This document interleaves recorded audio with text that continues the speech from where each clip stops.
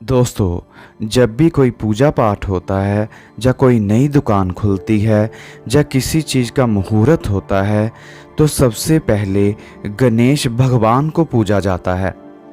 ऐसा क्यों? क्या रहस्य है इसके पीछे? दोस्तों, गणेश का मतलब होता है लॉर्ड ऑफ गानास और अर्थली डाइटीज। गणेश भगवान को धरती का लॉर्ड कहा जाता है, जैसे विष्णु भगवान को बैकुंठ का लॉर्ड कहते हैं और शिवजी भगवान को कैलाश पर्वत का लॉर्ड कहते हैं। पुरानी कथाओं के अकॉर्डिंग एक दिन पार्वती माता जी नहाने से पहले अपने शरीर को रब करके शरीर में से वेस्ट मटेरियल को बाहर निकाल रही थी और उसी वेस्ट मटेरियल से कहते हैं कि भगवान गणेश का जन्म हुआ था।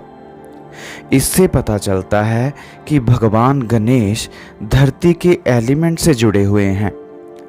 तभी पुजारी कुछ रीति रिवाजों के लिए धरती का कुछ हिस्सा इस्तेमाल कर लेते हैं गणेश भगवान को पूजने के लिए, बजाय गणेश भगवान की प्रतिमा के।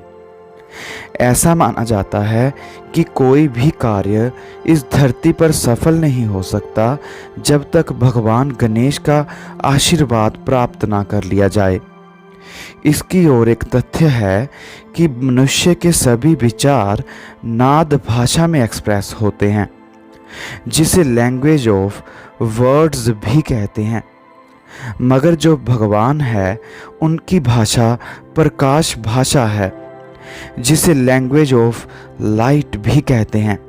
ऐसा कहा जाता है कि गणेश भगवान मनुष्य की नाद भाषा को परमात्मा की प्रकाश भाषा में तब्दील कर देते हैं, ताकि मनुष्य की इच्छाएं भगवान तक सीधे पहुंच सके।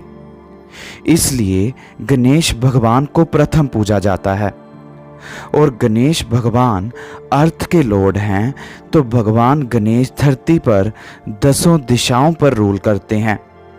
कोई भी दैविक शक्ति भगवान गणेश की सहमति के बिना धरती पर प्रवेश नहीं कर सकती। और ऐसा माना जाता है कि जब भगवान गणेश की 10 दिन तक पूजा की जाती है और पूजा के 10 दिन बाद उनकी प्रतिमा को पानी में छोड़ा जाता है, तो भगवान गणेश उनके भक्त की सारी मुसीबतें अपने साथ ले जाते हैं। गणेश भगवान के 2 पुत्र भी हैं, जिन्हें शुभ एंड लाभ कहते हैं। लोग अक्सर भगवान गणेश के पुत्रों के नाम शुभ और लाभ उनकी अकाउंट बुक और कोफर पर लिखते हैं।